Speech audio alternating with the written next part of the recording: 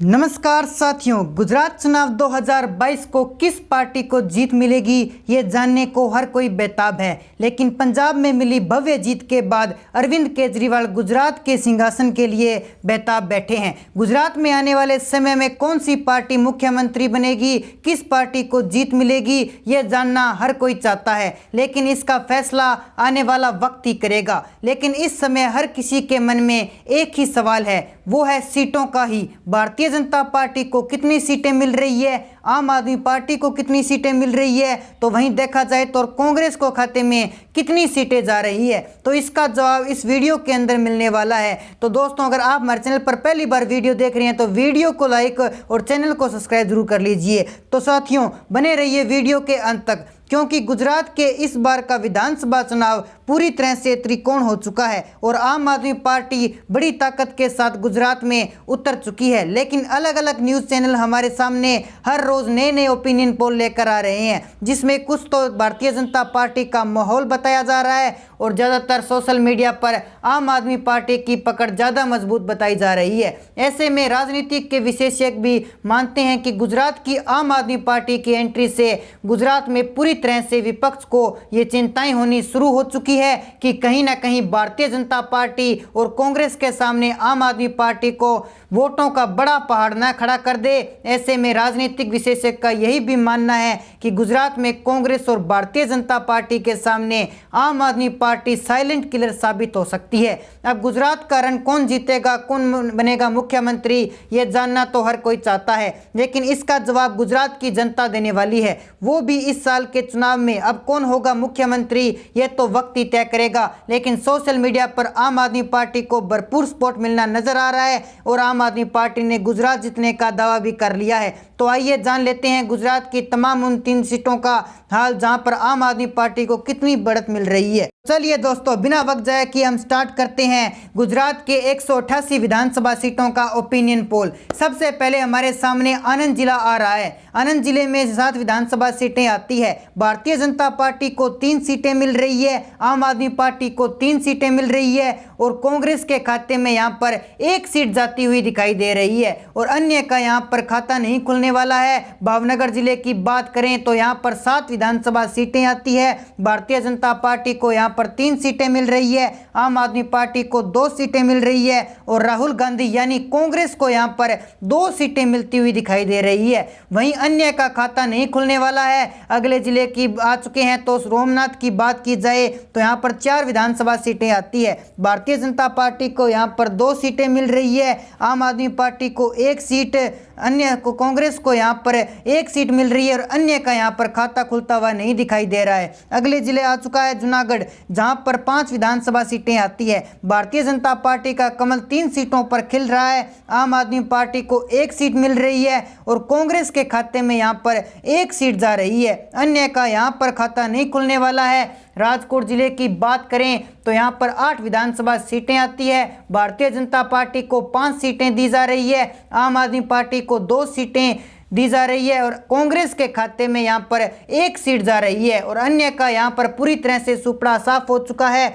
अगले जिले की बात कर लेते हैं सुरेंद्रनगर की, तो सुरेंद्रनगर जिले की यहाँ पर 5 विधानसभा सीटें आती है, जिसमें से भारतीय जनता पार्टी को 2 सीटें दी जा रही है, आम आदमी पार्टी को यहाँ भी पर 2 सीटें दी जा रही है और कांग्रेस के खाते में यहाँ पर 1 सीट जा रही है। अन्य का यहाँ पर निराश होना भी पड़ सकता है। गांधीनगर जिले की बात करें तो यहाँ पर 5 विधानसभा सीटें आती है। भारतीय जनता पार्टी को 3 सीटें दी जा रही है, आम आदमी पार्टी को 1 सीट दी जा रही है और कांग्रेस के खाते में यहाँ पर 1 सीट जा सकती है। अगली बात कर लेते हैं अरावली जिले की 3 विधानसभा सीटों की, तो आम आदमी पार्टी के खाते में 1 सीट जा रही है, भारतीय जनता पार्टी के खाते में भी 1 सीट जा रही है और कांग्रेस को यहाँ पर भी 1 सीट मिल रही है। अगली बात कर लेते हैं साथियों पोरबंदर जिले की 2 विधानसभा सीटों की, तो यहाँ पर भारतीय जनता पार्टी का खाता नहीं खुल रहा है, आम आदमी पार्टी को भी यहाँ पर निराश होना पड़ सकता है और यहाँ पर कांग्रेस के खाते में 2 सीटें जाती हुई दिखाई दे रही है।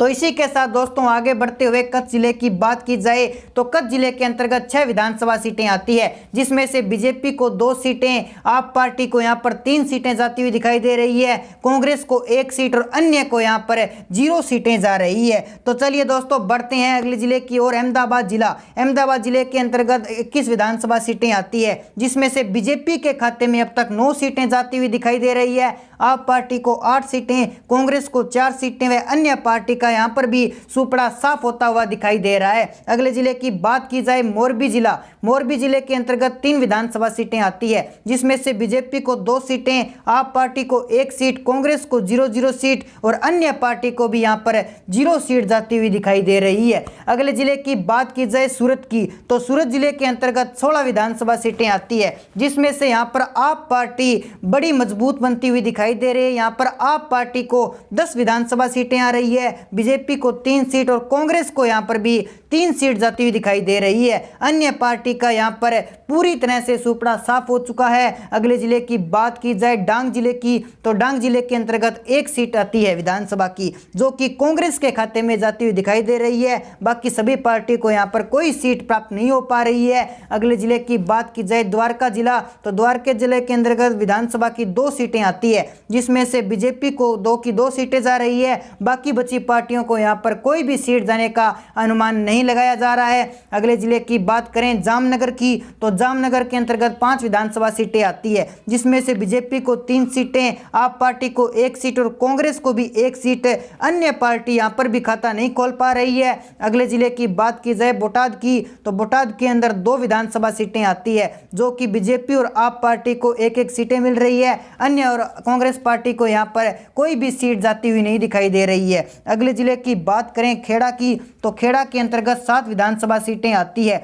जिसमें से बीजेपी को 4 सीटें, आप पार्टी को 2 सीटें, कांग्रेस को 1 सीट और अन्य पार्टी यहां पर 0 सीट हासिल कर रही है। बढ़ते हैं अगले जिले की ओर। पंचमहल के अंदर 5 विधानसभा सीटें हैं, जिसमें से बीजेपी को 2 सीटें, आप पार्टी को 2 सीटें, कांग्रेस को 1 सीट और अन्य पार्टी यहां पर भी 0 सीट हासिल कर रही है। बढ़ते हैं अगले जिले की ओर दाहोद के अंतर्गत 6 विधानसभा सीटें आती है, जिसमें से बीजेपी को 4 सीट, आप और कांग्रेस पार्टी को 1-1 सीट और अन्य पार्टी को कोई भी सीट जाती हुई नहीं दिखाई दे रही है। बढ़ते हैं अगले जिले की ओर, जिसका नाम है छोटा उदयपुर के अंतर्गत विधानसभा की 3 सीटें आती है, जिसमें से बीजेपी को 1 सीट, आप पार्टी को 1 सीट, कांग्रेस को 1 सीट और अन्य पार्टी यहां पर कोई भी सीट नहीं ले पा रही है। बहरोड जिले की बात की जाए तो 5 सीटें आती है विधानसभा की, जिसमें से बीजेपी को 4 सीट और आप पार्टी को 1 सीट मिल रही है, बाकी बची अन्य पार्टियों को यहां पर कोई भी सीट नहीं जा रही है। तो बढ़ते हैं अगले जिले की ओर। नवसारी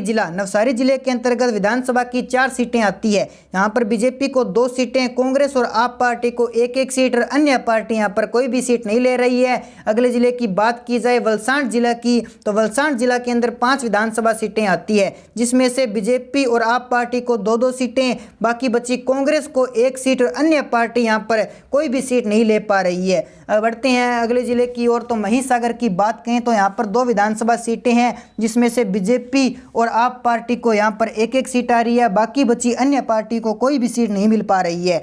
बात कर लेते हैं अगले जिले नर्मदा की, तो नर्मदा के अंदर भी 2 विधानसभा सीटें हैं, जिसमें से बीजेपी और आप पार्टी को ही 1-1 सीट आ रही है, बाकी बची पार्टी को यहां पर भी कोई सीट जाने का अनुमान नहीं लगाया जा रहा है। बढ़ते हैं अगले जिले की ओर साबरकांठा के अंतर्गत 4 विधानसभा सीटें हैं, जिसमें से बीजेपी को 2 सीट, आप और कांग्रेस को 1-1 सीट और अन्य पार्टी को यहां पर 0 सीट जाने का अनुमान लगाया जा रहा है। बढ़ते हैं अगले जिले की ओर। मेहसाणा जिला के अंतर्गत 7 विधानसभा सीटें हैं, जिसमें से बीजेपी और आप पार्टी को यहां पर 3-3 सीटें जाने का अनुमान है और कांग्रेस पार्टी यहां पर 1 सीट ले रही है, अन्य पार्टी यहां पर कोई भी सीट नहीं ले पा रही है। बढ़ते हैं अगले जिले की ओर पाटन के अंदर 4 विधानसभा सीटें हैं, जिसमें से बीजेपी और आप पार्टी को 2 और 1 सीट आ रही है और कांग्रेस को यहां पर 1 सीट जाने का अनुमान लगाया जा रहा है। बढ़ते हैं अगले जिले की ओर वडोदरा के अंतर्गत 10 विधानसभा सीटें आती है, जिसमें से बीजेपी को 5 सीटें, आप पार्टी को 4 सीटें और कांग्रेस को 1 सीट और अन्य पार्टी का यहां पर